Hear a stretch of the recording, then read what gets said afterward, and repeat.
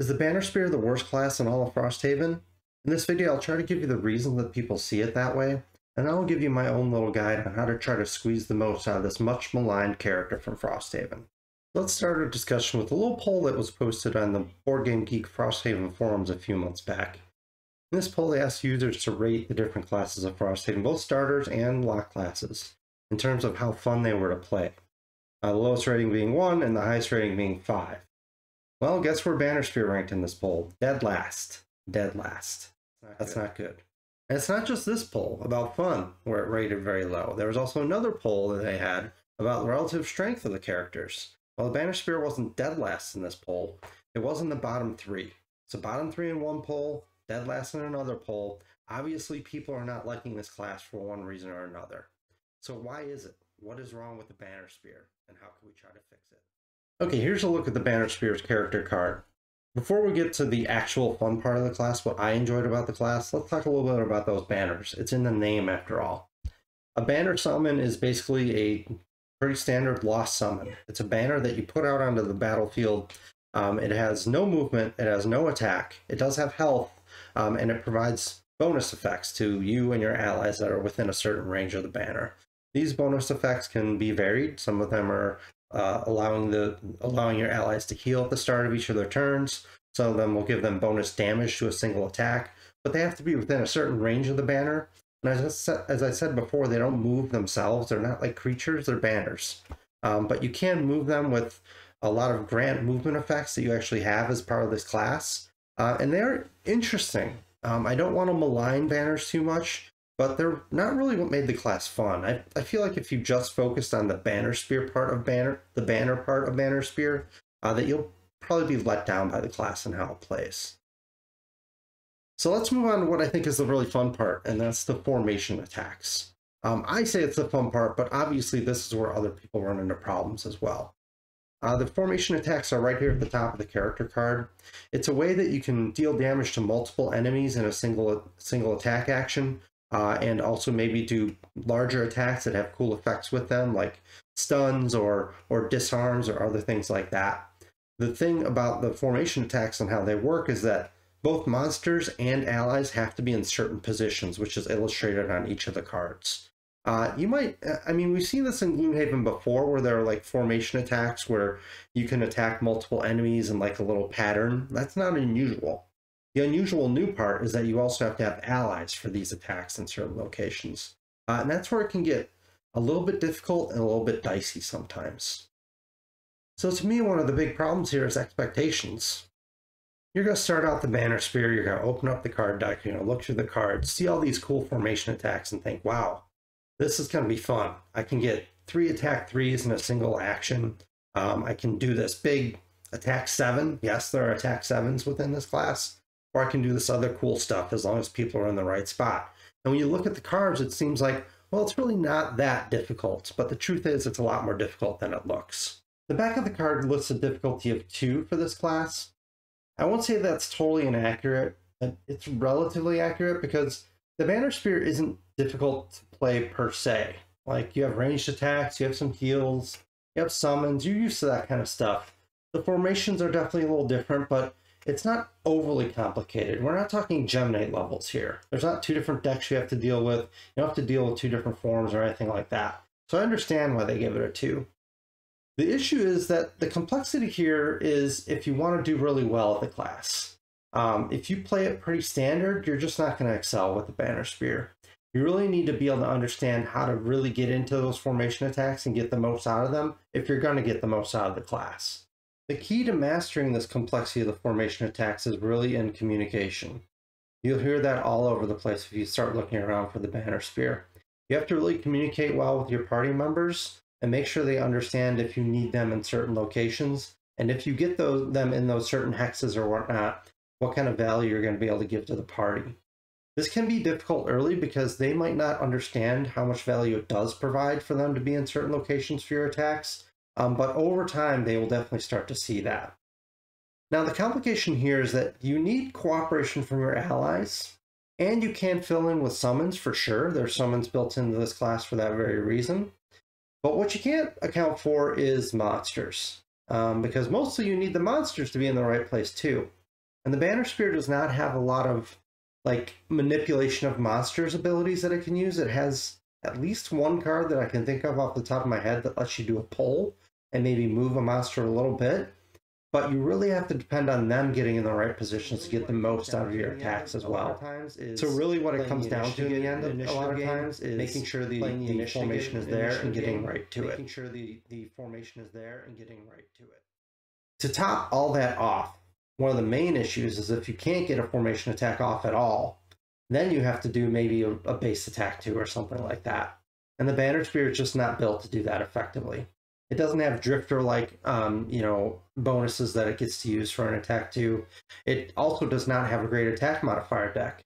It's not built to be the kind of attack modifier deck that like a damage dealer has, that weeds out all the negatives and gives you all these really positive effects. It just doesn't work that way. So if you end up having to do a base attack 2, it can be a very disappointing turn.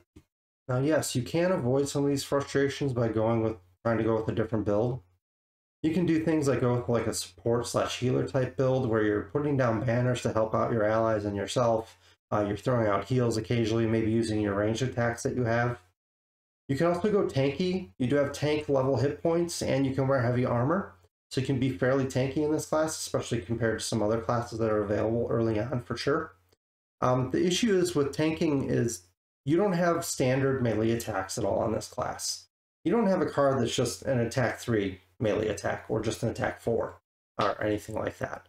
All of your more powerful than, basic attack melee attacks are all locked behind formations, unfortunately. So you do have to deal with those kind of no matter what. I did play my Banner Spear all the way to level 7, but I will admit that around level 2, level 3, I really considered just dropping the class for something else. I was having the same kind of issues that a lot of people had. I was asking questions on message boards. I was trying to do research and figure out, okay, am I just doing something wrong here? And really, it just took more time for me to learn and understand the class. Once I got it to around level 4, and I picked up a couple more level up cards, my hit points went up a little bit. I understood the class a little bit more and picked up some new formations. It really started to come together in a much better way. So I'd say by around that point, I was really starting to have fun with the class because I was getting off formation attacks really regularly. And the cool thing is, if you can get off formation attacks really regularly in scenarios, you can earn a ton of experience. Every one of these formation attacks, if you is a non-loss, you can attack multiple enemies and or do cool effects, and you usually get an experience too. So if you can get the most out of the formation attacks, you get a lot of benefits out of doing that. So now let's go over some of the cards of the Banner Spear in detail and give you my thoughts on how you can get the most out of this class. We'll start it off with Resolve Courage. One of the things you'll learn about formations is where the ally has to be is really key in how difficult it is to get off. In this case, you need to have an ally behind you, which you can use either through your other party members getting into that location, especially if you have somebody that's more of a ranged or support that doesn't mind doing that, or it's very easy to use one of your summons, just plop them down right behind you and you can use this attack. It's also a pretty good spread. That little sort of horseshoe thing is fairly easy to get.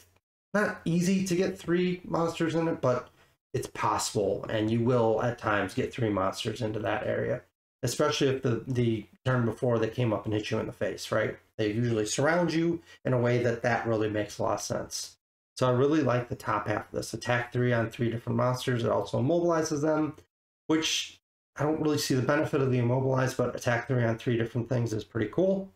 It has a great initiative, which can really help.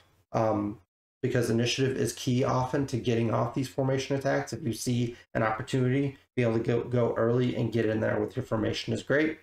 And the bottom of this is a really cool bottom ability. So it gives +1 to the attack of either you or an adjacent ally, and it's +1 to the attack ability. Not just a single attack, but the whole attack ability.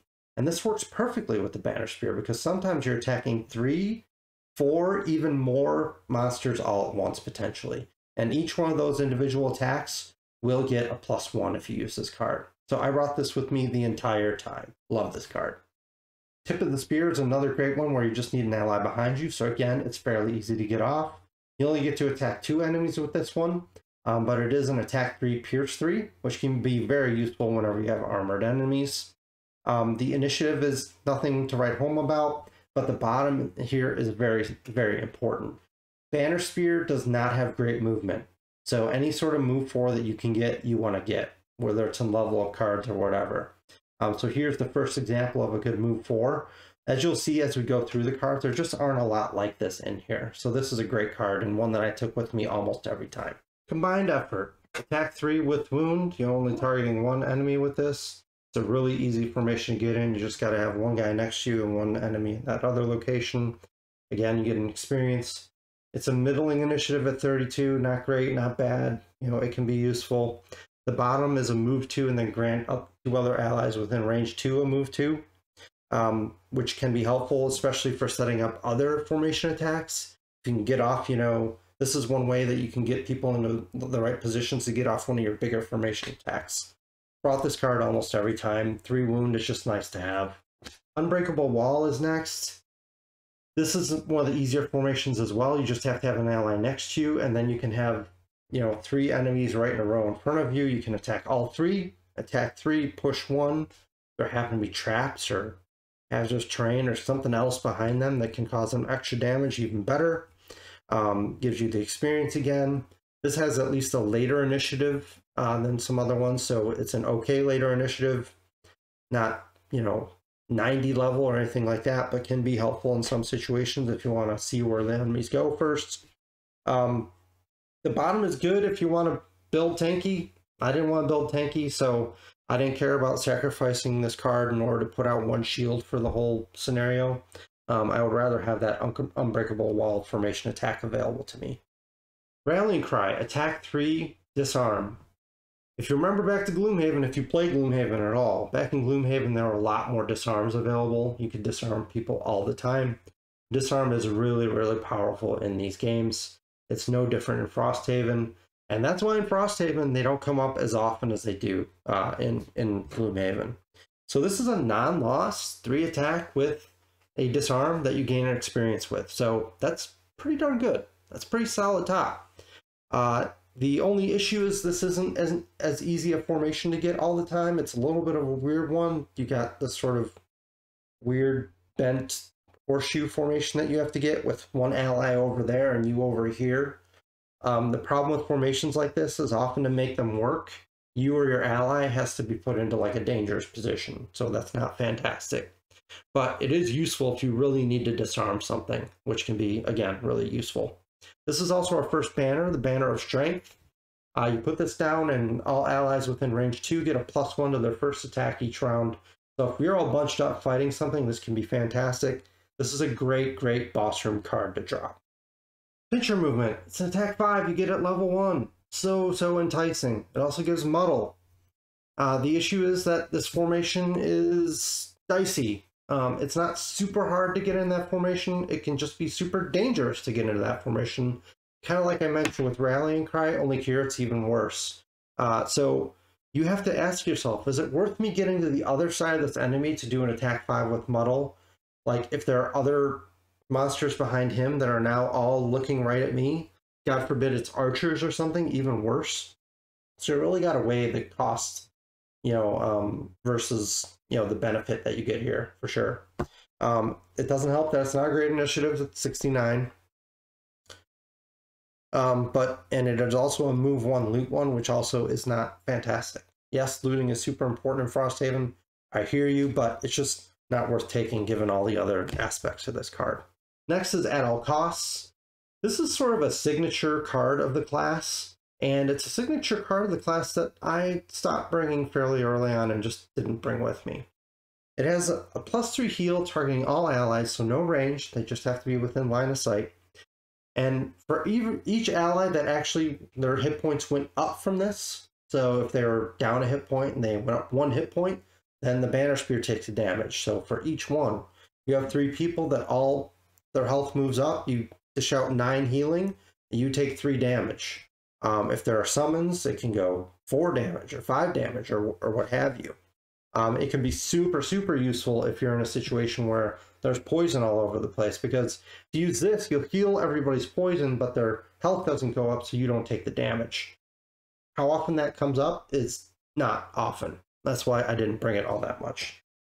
The other part, the bottom, the summon reinforcement. This is a unique summon for the Banner Spear.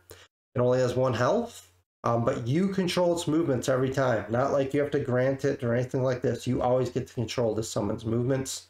But with that 1 health and no attack, he goes down and he goes down fast. So that's the reason I just didn't use this card as much, because I wasn't having success with that summon because he was just dying so quickly. It is great that he's not a lost summon, so you can get him back. You're not losing the card then. But so often I'd put him out and he'd die before I got any usefulness out of him. So it's just one of those cards that like seems really cool and has some really cool applications, but just didn't really work for me, so I didn't really bring it that often. I could be wrong. If you love it, take it. Driving Inspiration is our first ranged attack that we've seen here. It's an attack 2, range 4 with advantage. It also generates the sun element for unknown reasons. The Banner Spear doesn't use any elements at all. The Banner Spear can use wind on a couple of cards. I have not seen a card that uses sun unless I'm missing something. And sun is not something that like the people in my party needed either. It is a pretty strong initiative at 18, so it's good for that. And it's also good because the banner on the bottom is a heal bot, basically, where it can heal everyone for within range 3 for +1 at the beginning of each of their turns. Again, a good one to have if there's a lot of poison around.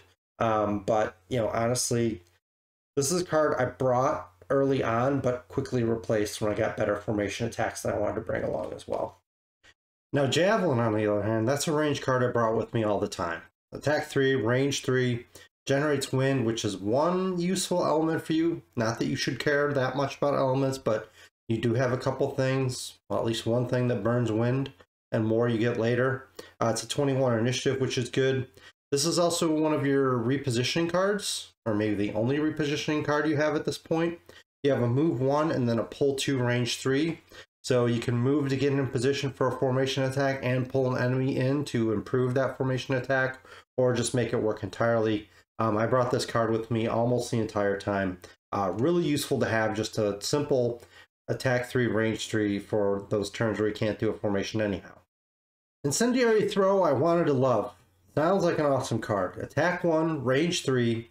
If you happen to damage the target of the attack, like they actually take damage, then they also get a wound, and every monster that is adjacent to them also gets a wound. So you're basically throwing a Molotov cocktail. The problem is this cocktail only does 1 damage. So if you draw a -1 or a -2 from your, you know, admittedly poor Banner Spear modifier deck, you know, it doesn't do anything. Nothing at all. So it can be a wasted turn. It does generate fire, but fire is not useful to the Banner Spear at all. Maybe it's useful to somebody in your party, maybe not. 22 initiative is good. It does have a bottom summon on it, but I didn't really care about summons for the most part when I was playing, so I didn't really have use for this kind of thing. I think if you went for a banner/summon build, this might be an interesting summon to be able to have. 5 health, 2 move, 1 attack, but it wounds everything it hits. So if you can keep it alive for a while and it can dish out wounds, that could be pretty beneficial, but it will be difficult to keep alive for all that long. Set for the charge. You bring this with you every time. Bring it, bring it, bring it, bring it. It's 6 initiative and it has a 4 move bottom. That's all you need to know about this card. Okay, you want to know about the top. The top is a thing that you can do. Set for the charge, the top is kind of like a retaliate a little bit. So basically you put this out for the round, and if an enemy moves into a hex adjacent to you, they suffer 2 damage. The key there being they suffer 2 damage like a retaliate, so it goes through shields and everything. I just didn't use the top. If I use this card, I used it for that move 4 because we talked about it before. There are not very many move 4s in this class. There aren't very many move 3s in this class. Most of your moves are move 2s. You have 2 move 4s, no move 3s, and you have like a couple move 1s in there. Like, you just don't move very well. So you need these move 4s, and it being a 6 initiative just makes it all the more useful. Deflecting Maneuver is a card that I used in my first couple of scenarios and then never brought with me again. It has a good initiative at 15, I like that. It's a melee attack of 2, and if you burn the wind, here we go. We're burning wind, people. It's happening. We burn wind on this card, it makes it an attack 3. with advantage and an experience. Now, the cool part is below the line on this. When you play this card, all attacks that target you that round gain disadvantage. So this is really a tanky card. You know, if you're playing a tank type build and you want to absorb a lot of hits, this is a good card to bring with you because of that initiative, and also because of the fact that you'll give everybody disadvantage if you know, like let's say you're moving into a brand new room and you don't know what's in there. This might be a good thing to have that you go in there with. The bottom is a shield 2 that's virtually useless in my honest opinion, just because the shield 2 is only effective against ranged attacks, and it's hard to know when there's going to be ranged attacks. A lot of times you don't know there's going to be a ranged attack until monster initiative cards are drawn and you've already picked your cards. You know, sometimes there are, you know, archer types that you'll almost always have ranged attacks, but even then they have things that are not ranged attacks, and then you pick this card and with the intent of using it and you go, oh, he's not ranged attacking this round. This sucks. So I didn't really bring it. Our very last level 1 card to go over is our other heal card, Regroup. Heal 2, range 2 with Regenerate. I really like Regenerate, that new effect. I think it's great. Heal 2 with Regenerate is interesting. It's not a true healer card, you know, you're not healing for a ton, but it's definitely something that can be useful. Since it's a range 2, you could use it on yourself as well. You don't have to use it on just your allies. It's a 25 initiative, so okay initiative. But I don't like the bottom. I really dislike the bottoms of Banner Spear where you don't give yourself move at all, you just give other people move. And that's exactly what happens with this card. You grant 2 allies within range 3, move 3.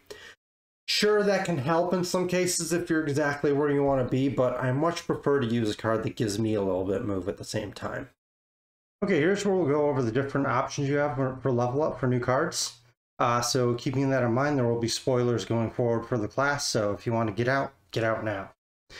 Anyhow, here's a look at your level 2 card choices. First we have Pinning Charge.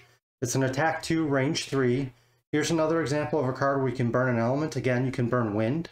So if you burn wind, you get an additional range on the attack, so it makes it a attack 2, range 4. It adds immobilize and an experience. This is why I'm not really all that interested in burning elements with the Banner Spear. When you do, the effect isn't amazing. I think the best part is maybe the experience you get out of it. The other effect of the top half of the top attack here is that for every ally adjacent to your target, you get an additional +1 to the attack. So you could get a situation where this is like an attack 5, attack 6 or something. You could, but it's not going to be easy to do that. It has a pretty good initiative at 17. We have a lot of good initiatives already, but this is another good one. And then the bottom is that type of movement, which I really don't like on the class, where you're only granting other people movement and you don't get to move yourself. So you grant 3 allies within range 4, move 2.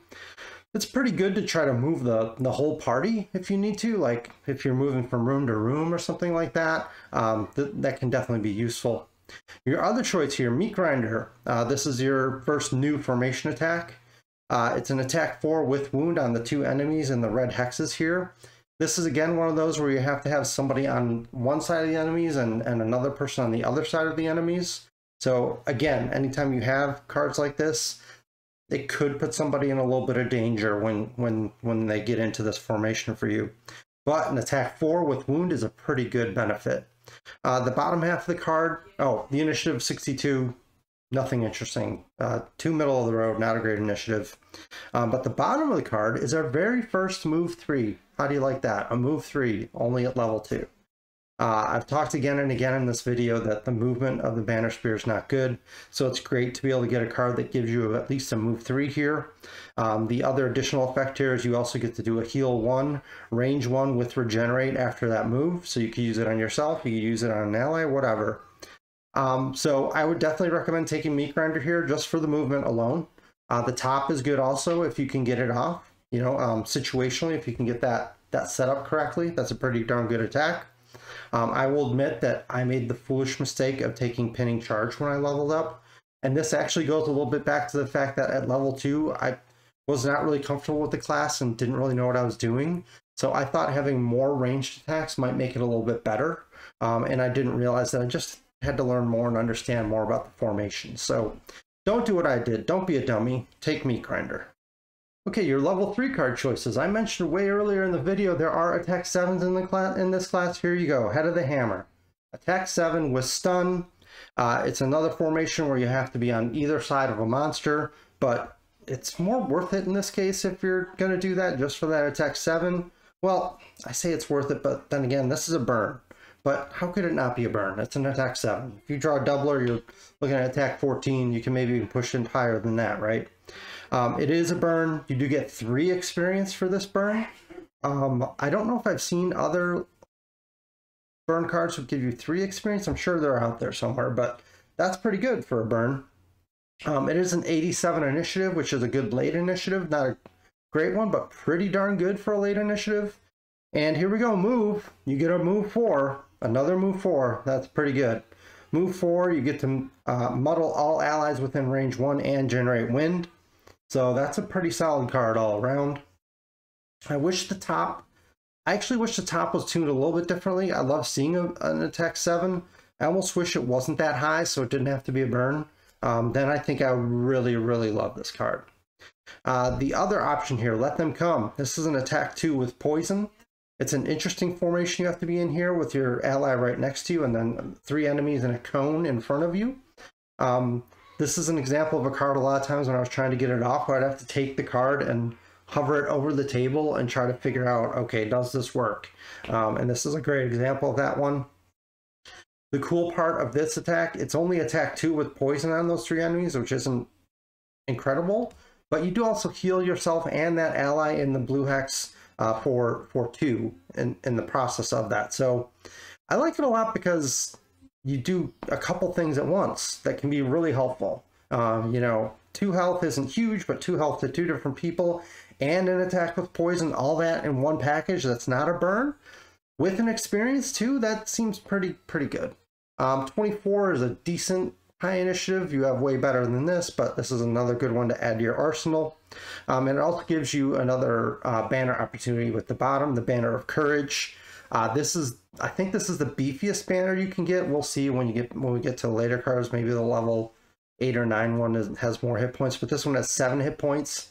In this case, the banner gives only adjacent allies get 1 shield from this banner. But if everyone is surrounding the banner, everybody gets a shield. That's pretty good. I could see going both ways with this because we know how important the good moves are, and you get a good move with Head of the Hammer. It's just, you're going to be left with a top that you're never using. So I actually took Let Them Come. I like the fact that I was going to be able to do a little bit of healing and some damage. I also like the higher initiative. I prefer higher initiatives than the lower back end initiatives for the way that I was playing the class. But I could definitely see going both ways with this one. But me personally, I went with Let Them Come. And it was actually one of the formation attacks I probably used most often once I had it. It was just a fairly easy one to get off, and with the added benefit of the heal, it just made a lot of sense.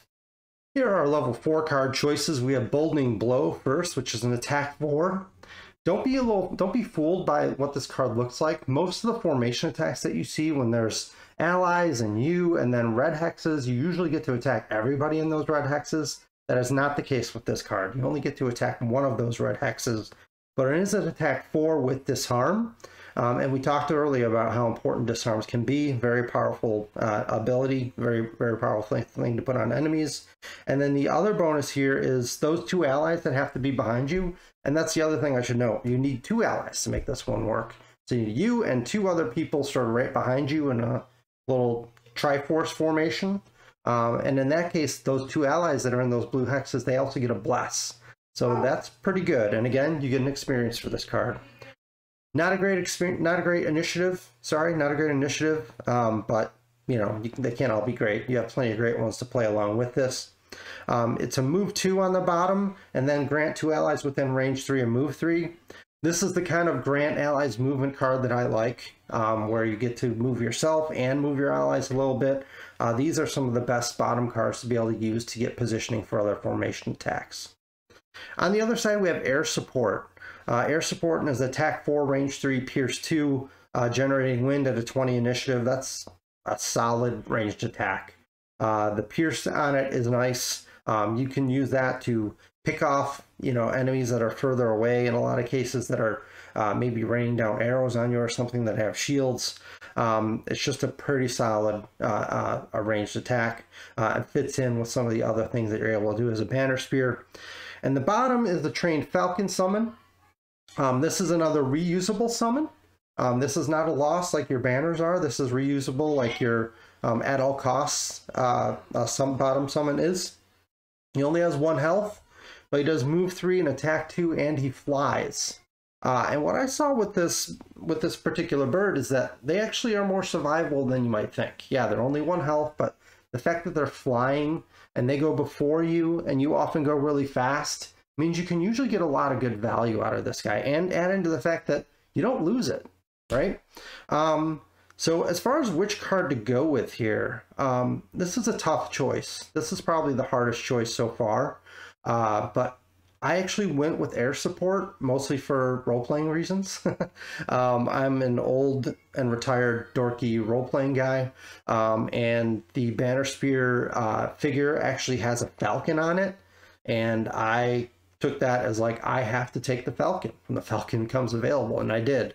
And I liked that falcon quite a bit as far as like getting me an easy positioning when I summoned it, and then also just like dealing out attack 2s randomly to other monsters and stuff like that. I always thought that I would come back at a later level and take Boldening Blow here, because that's a really great card too. So I could go, I could see going either way with this one. Boldening Blow probably is the slightly better card, but for me, I just like the idea of the Falcon, and that's what I went with. Okay, level 5. For level 5, we have 2 cards. One is good for a very particular build, and the other is better for the kind of build that I was doing. I think if you have learned anything about how I like to play the class, I think you know what my choice is already here. Hold the Line. It's a shield 2, grant all adjacent allies a shield 2 for the round. That's a great top tank action. If you're deciding you want to go the tank route with the Banner Spear, you cannot pass up this card. It also has that 5 initiative, really strong.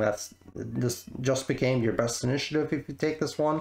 You've had that 6 initiative for a while. Now you can roll into most scenarios with a 5 and a 6 available. That's pretty darn good. The bottom is a burn. It's a move 3, shield 2, retaliate 3. You know, I didn't play tanky, so I can't really reflect very much on how useful this is as a burn. It sounds kind of cool, but it doesn't feel like a burn level card to me for what you get for that bottom action. I could be wrong, but it just doesn't seem like that, you know. Maybe if it was a higher move, like a move 5 or 6, that would be amazing on the Banner Spear. And then you get the 2 shields and the 3 retaliate. Or maybe if the retaliate was a ranged retaliate or something, you know, there could be other things I think could make it worth the burn, but I just don't feel like it's worth the burn the way it is. I just have never seen a lot of people take great advantage of retaliate, but I'm sure there are situations where you can. But let's move on to the card that I did take. Spoiler alert. Explosive Epicenter. Attack 3, push 1. You also grant the ally and the blue hex to the attack ability and yourself a move 1 after you do the attack. So you have to have an ally right next to you. One thing, I don't think I've mentioned this about the formation attacks, but you can mirror them and turn them and do anything with them. So keep that in mind when you're thinking about how these things set up. But I also mentioned way earlier in the video about you're often attacking multiple enemies with this. And this one, you could potentially attack 6 enemies with this one attack. I will tell you that I took this card, and I played all the way 2 more levels beyond this. I never was able to attack 6 enemies with it. I looked for those opportunities, but finding a line and somewhere in the middle would be difficult, especially getting an ally in the right place too. So don't expect to be able to attack 6 with this, but what I'd say the cool thing about it is you can attack, maybe there's 2 in front of you and 1 behind you or something like that. You can often get at least 3 with this. And it has that push. That 1 push could be useful in some cases. Maybe the enemy is not moving, but they're going to attack. So if you do this attack on them and then push them all away from you, then they're basically doing nothing. Maybe there's traps or hazardous terrain or other things that you can push them into as well. So that can be beneficial. Again, another experience here. An okay late initiative at 78, nothing to write home about. And the bottom is a scenario effect that you could use. I tried to use this a couple times. It can be useful from time to time. So when you put this out, basically like whenever you're within 3 range of an enemy, you can do a move 1. You and an adjacent ally can do a move 1. So that allows you to do just like little incremental positioning things a lot. Like sometimes if you have this card out, you might not even need to have a bottom move to make the other stuff work. So like you could go back to, the very first card that I talked about, the one with the bottom where it gives you +1 to your next attack or ally's next attack ability. And you can use that and still have a little bit of move to get into the right position to get something really cool off. So it can be a cool bottom scenario effect, but I just more often wanted to keep the really useful formation attack in my hand. I like getting off of formation attacks. I like getting experience, all that stuff. So if you're tanky, I definitely see you going with Hold the Line. I think everybody else should probably take Explosive Epicenter, even if you just use it for the bottom. The bottom can be really useful as well. Okay, our first level 6 card is Barricade. Attack 3 with Wound. It requires 2 allies, 1 on either side of you to make this work. And you can attack up to 4 enemies with that. Attack 3 with Wound. Pretty cool. The thing is that you also give those 2 allies that help you with the positioning a shield 1 for that round. Which can be helpful if you're asking them to get up right in front of a line of enemies, right? So good on that. It's a 16 initiative, another very good initiative for us. And the bottom gives us a new banner, the Banner of Valor. It's a 5 health banner, and this banner negates the first source of damage to an adjacent ally. Again, whoever is right next to the banner. And it only happens once per round, so it's not like everybody adjacent gets their damage negated. Just the first person who takes damage who's next to this flag gets the damage negated.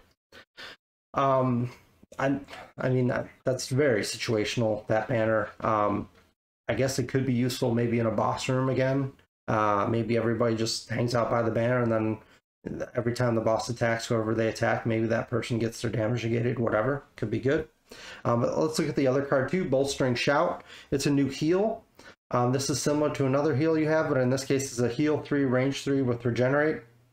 If you have wind available, you can burn the wind in order to target 1 more, so that makes an attack 3, range 3, target 2 with Regenerate and an experience.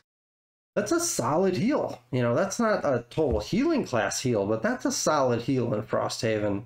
And actually one of probably like the first good example of where burning elements is actually pretty beneficial. Beyond just giving you experience or maybe increasing the range of something or other mild things that it did in the past. The bottom half of this card is also another move 3 now, so we can add another move 3 to our arsenal. And then that also includes a pull 2, target 2 within range 3. So that bottom can be great for getting positioning done. Finally, like a card that we can move and then draw enemies to us closer to get them in the exact right place for us to do a cool formation attack. I could have gone either way on this one. You might think that I would take Barricade, but I didn't. I took Bolstering Shout. One of the reasons was I wanted that move 3 in my hand because I had passed up the earlier move 3 at level 2, which I should have taken, but I just didn't. So it gives me another move 3. I like the positioning that it gave me, and I knew that when wind was up, it could be really useful to be able to get off a heal 3, range 3, target 2 with Regenerate. So we're getting up there now. We're at level 7 with Lead from Afar first, attack 2, range 4. Add 2 damage for each ally adjacent to the target. So, I mean, there's a theoretical situation where this is like an attack 8 or maybe 10 possibly or something like that. Theoretical situations, though, are not what we usually get, right? We usually get, maybe we'll get an attack 4, range 4 out of this. Maybe we'll get lucky 1 or 2 times to get an attack 6, range 4 out of it, but it's not the thing that you're going to see a lot, at least the way that I played the Mana Spear, since I was more get up in there and do formation attacks. Maybe if you're going with that supporty ranged build that I mentioned earlier, maybe in that case you'll be further away, so this would make more sense that maybe there are more of your allies amongst the targets and things of that nature, so I guess that could be beneficial. The bottom is an interesting summon. It's a longbowman, so summon your own archer. Pocket archer. Sounds pretty good. He's got 4 health, he's got 2 movement, attack 2, but more important than anything, range 4. So he can just hang out in the back and plink away, plink away, plink away, and do muddle with every one of those attacks. That's a pretty nifty summon, I have to admit. If I wanted to do something a little bit different with the Banner Spear and go with a total summon build type thing, I would definitely be interested in carrying this card around and would look forward to being able to get him out on the field. Our other option is Tri-Thrust. Attack 7 with stun, not a loss. That's right, I said it's not a loss. Now, it's not a loss because that formation is weird. I tried quite hard to get in formation for this. I only was able to do it one time. Now, granted, I did retire at level 7, so I only had this for, I think, 2 scenarios before I actually retired. But it does give you an experience, and it's just cool to have an attack 7 with you, especially one that's not a loss. So that you can actually, carry it around until you actually are able to take advantage of it. A decent initiative, 27, okay. Move 3, then attack 1, targeting 3, and then here if you burn wind, you can attack 3 enemies within range 2 instead of range 1. So that's an interesting bottom. If wind is there, it's maybe another good use for wind for actually burning an element. It would be interesting to do a move 3 and then attack 1, targeting 3 enemies within range 2. That's pretty cool. I guess you just chuck a bunch of spears out or something like that. I actually took Tri-Thrust here. I could see either card. I think this depends on your build. If you're going the more like damagey build, you're probably going to want Tri-Thrust. If you're going to go with like the support build where you're relying on banners and stuff like that, I think Lead from Afar makes more sense. Okay, the cards from here on out, I never got to play myself, so everything you hear here is just conjecture on my part. First at level 8 is Taunting Howl. To pull 2, target all range 4 with Muddle. And it gives you a shield 3, but it is a burn card, that top. And it's only for that round. So this definitely feels like another tanking focus card, kind of like Hold the Line back at level 5. If you're trying to be a tanky Banner Spear and you're just trying to soak up damage, just seems like a good card for that. It does have a great initiative at 11, so that makes it definitely tempting for me, even with my damage build. And the bottom is a move 3, grant 2 allies within range 3 and move 3 as well. So I could definitely see taking this one even with the build that I had and just really never using that top, except for maybe last room sort of thing to get some experience. Our other option here, Sweeping Aid, attack 4, pierce 2 with Immobilize. And this is like the opposite of one of the formations we had earlier as far as like your ally positioning. So here your ally is surrounded by 3 enemies and you're sort of attacking from behind your ally. It seems really weird to me, but I guess if you think of the idea of a spear using melee attacker, it makes sense. Like you're attacking the 3 guys that are surrounding your buddy. Again, it's not a burn. Again, you get an experience, so that's a pretty decent attack, but I just don't know how often this would come up, this particular formation. I don't like having the ally in front of me for the formation. I like having them to my side or behind me. That just makes more sense for me. Not a very good initiative, not very useful. The bottom is a heal with movement, so heal 2, range 2, then a move 3, then a heal 2, range 2 again. So you can deal out 4 healing with this card and move 3. I mean, that's pretty solid. I would have to say I would be torn on this one. Both of them do give you a move 3, which is interesting. So the bottoms are relatively equal. I do think that the bottom of Taunting Howl is better, but would I take the other one? I mean, I don't really know for sure. I think I would probably end up taking Sweeping Aid just because I don't expect ever to use the top of Taunting Howl. But I think you could go either way with this one. Yes, here we are, level 9. The good thing about Frosthaven and the Haven series in general, what I like is that when you do get to level 9, and I have gotten a couple characters level 9, I got 2 minis to level 9 back in Gloomhaven, for instance. When you do get to level 9, they give you some powerful options, and Banner Spear is no exception here. So your first card here, Hail of Spears, attack 5, range 4. And then you add +1 target for each adjacent banner summon. So if you have a bunch of banners out and you happen to be adjacent to them, you can do an attack 5, range 4 for every banner. You get to add another target. So maybe it's attack 5, target 3, range 4, or something like that. When you do that, you have to take those banners and basically throw them. Those banners now have to go adjacent to the target that you hit with this attack. So that's an interesting top. I just don't see a scenario where you have a whole bunch of banners out.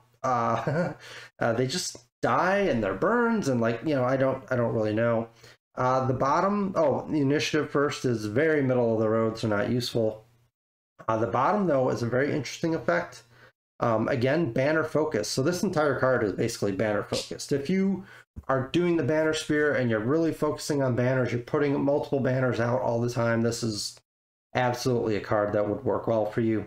So it's a move 4, and then you get to recover up to 2 of your lost cards that have banner summons on them, and basically just right away immediately replay them, which is pretty cool. So if you had a couple banners that you used early in the scenario that died or got left behind and you dismissed or whatever, and they were in your lost pile, you could use this card to just like instantly put them back out wherever you are, which would be great in, again, a boss room, right? This is a great usage of this kind of card.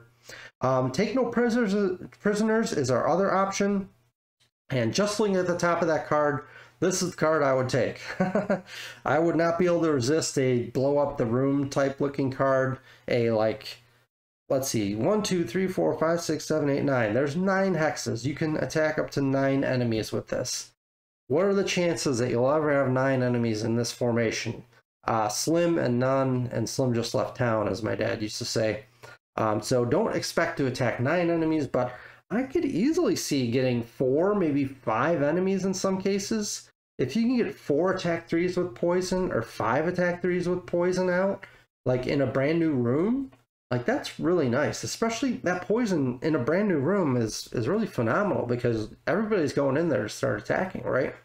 And again, it's not a loss. Even though you can target all these guys, even if you had the Miracle of Miracles and you were able to attack 9 guys, attack 3 with poison, it's still not a loss. It's still just going in your discard pile, which is just seems crazy. It's a decent later initiative. 85, pretty good if you want to do that initiative weaving thing. This is one that can help you do that. And I mentioned earlier, I wasn't sure if there was a banner with more hit points, but here we go. Banner of Doom, 9 health for this bottom banner. All enemies within range 4 suffer 1 damage at the start of their turn. So this is like, this makes sense to me. You're putting out a banner of, you know, of no hope. You're putting out this banner of doom that is making everybody feel so sad that they suffer damage at the beginning of all their turns. So it's interesting. I like the range 4 part of it, but chances are, well, it's not chances. I'm taking this card.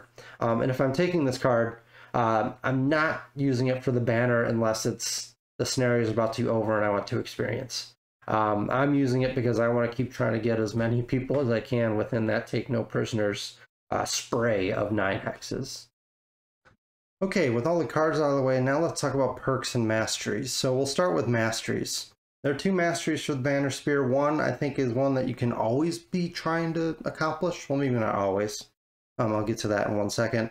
And another one that was like just too difficult for me. I just didn't see myself doing it. I did manage to accomplish one of these during my time playing the Banner Spear.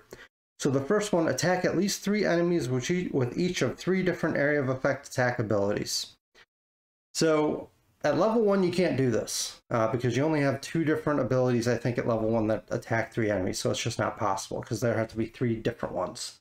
But once you get to, I think it's once you get to level 3, you get another one that will target at least 3 people. And the further you get, the more you have that can target 3 different monsters. So all you have to do is be able to get a full 3 monsters within 3 different area of effect abilities. And I say all you have to do is that, like that's easy. It's not easy, but it's also not one of those that's just like painfully difficult either. You can just work on it during the course of a scenario, see if you can find opportunities. I was just keeping tallies where, hey, if I got one off early in a scenario, I'll be like, hey, maybe I'll try this. And that'll maybe like try it a little bit as we went on. But I didn't make it a huge focus, and I was eventually able to accomplish it, which I was pretty happy about. The other mastery, perform a banner summon ability on your first turn. Keep the banner alive and within range 3 of you for the entire scenario. So if I would have any recommendation about this, only try to do it if you're in a very small scenario, or maybe you're in one of the few one-room sort of scenarios that are out there. That might be the perfect time to try something like this, because you got to keep it not only alive, but within range 3 of you. And if you're doing multiple rooms, that's just hard to do. You do have a bunch of grant ally movement things, but not enough to like keep a banner going from the beginning of some long scenario all the way to the end. So there are only certain scenarios this would work.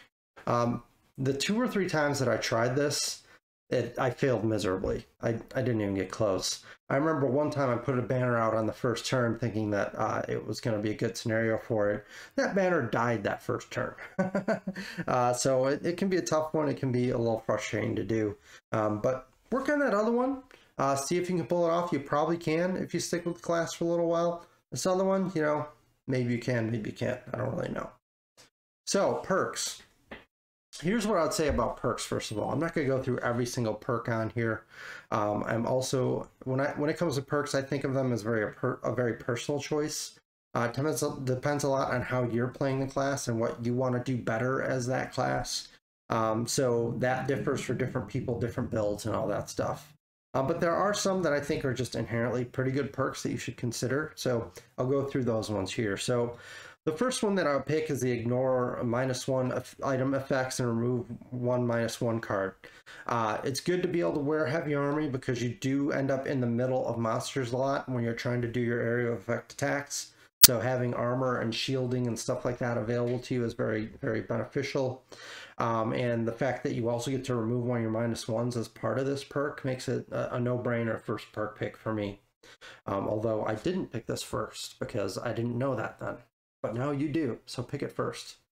As far as like my second perk, after that, the one that I like the most here is the whenever you open a door with a move ability, add +3 move. I've talked again and again about how move is at a premium with Banner Spear. You don't have a ton of great movement cards. You do get more as you progress further with the class, but since you are a frontline, tanky, attacky kind of person, you are often the person that's like, hey, I will open the door and go into the next room. So if you have this perk and you do open that door, you get an additional 3 move tacked on, which is really nice. I mean, we've all been in a situation playing Gloomhaven where you go to open a door on your last move and you end up surrounded and just beat to death by the monsters that are inside. You know, you're just in the door or maybe just inside the door and you just didn't have enough movement to get back out of the way or get into somewhere more beneficial or something like that. Here you get that bonus 3 move, which can be really, really useful. The next perks is the one all the way at the top that I would take. Replace 1 -1 card with 1 rolling shield card. I love removing -1s, doesn't everybody? And this is a great way to do that. I wish you could remove more of them easily with this class, but unfortunately you can't. But taking this 3 times gets rid of 3 -1s and replaces them with rolling shields. Rolling shields are often beneficial for you. The shield is only for you. It's not like you can give it to somebody else, but you are often, again, in the middle of the fray. So if you can get some, 2 bonus shield after your attack, like that can be really good, especially because you're often going so early with those great initiatives. After that, there's the add +1 disarm card. We talked a couple times, disarm is really powerful. You can add a modifier where you can randomly disarm an enemy. That is really, really good. And it's on a +1. So, I feel like that's another really great use of your perk points. And then the last one I talk about is replace 1 +0 card with 1 +1 that also adds +1 for each adjacent ally. The Banner Spear has a few attacks like this where like they get more damage if the target of the attack is adjacent to other allies or other summons or banners or whatever it is. So here's a flavor of that within your modifier deck itself. So you do often find yourself in these situations because you are often bringing people with you and having them right next to you, and everybody's up and close to the monster. So this can definitely come up quite a bit. And even if it doesn't, it's still a +1 to begin with. So if it's a +1 and then it becomes like a +2 or a +3 because there's allies adjacent to the target, that's even better. Pretty solid perk. As far as the other ones, I would say choose what you like, but I will talk about the 2 other big sort of unusual perks at the bottom that I did not choose to take. One is at the end of each of your long rests, grant 1 ally within range 3 a move 2. I guess this is a great perk if you're trying to do that banner summon mastery, right? And I guess this could be useful from time to time. I just don't see it being a huge useful sort of thing. It can be beneficial, but I just don't know. I'd rather spend my points elsewhere. And the other one, which I can definitely see if you're going tanky, for sure you probably want to take this. Once each scenario during your turn, gain 2 shield for the round. This does cost you 2 perks to get, but 2 shield for the round is pretty strong, especially if you put out other shield that same round. Like if you're just going to get walloped in a round, like this can be really useful. But the major point about this is it is only once per scenario, so it's not something you get to use over and over again, and it costs 2 perks. So I didn't get either of those that I just mentioned. I focus more on doing more to my modifier deck, and there's other ways in here with +2 push cards. There's rolling +1s. There's +1 healed. I think I took at least one of those. So there's a lot of other perks in here that are interesting. And if you remember back earlier in the video, I talked about how the Banner Spear doesn't have a really great attack modifier deck in terms of damage, and it really doesn't. It really has a lot of different interesting effects that it brings out. So that's why it is more of it is more of a tanky class. It's not meant to be a pure damage dealer like a Blink Blade. But there you go. There's my thoughts on the perks. Well, there you have it. To wrap things up, I'm going to show you my level 1 build that I would recommend again. I know I put it early in the video, but I never really talked about it back then. But I just wanted to bring it up real quick here at the very end. If you're thinking about, okay, how am I going to start out with the Banner Spear? This isn't exactly how I went out when I was level 1, because I didn't know anything about the class. So I was kind of making it up as I was going along. Things like Resolved Courage, Tip of the Spear, Set for the Charge. I learned how important those things are. Those are cards I took with me every time. The Javelin card, Unbreakable Wall. Those things were all very important to me, and I kept them with me a long time. Combined Effort also often went with me. A few of these other ones like Pincer Movement, like Driving Inspiration, I would easily replace with my level up cards as I go along. But this is an example of where I would start out. As far as where you go from there, it really depends on how you want to play it.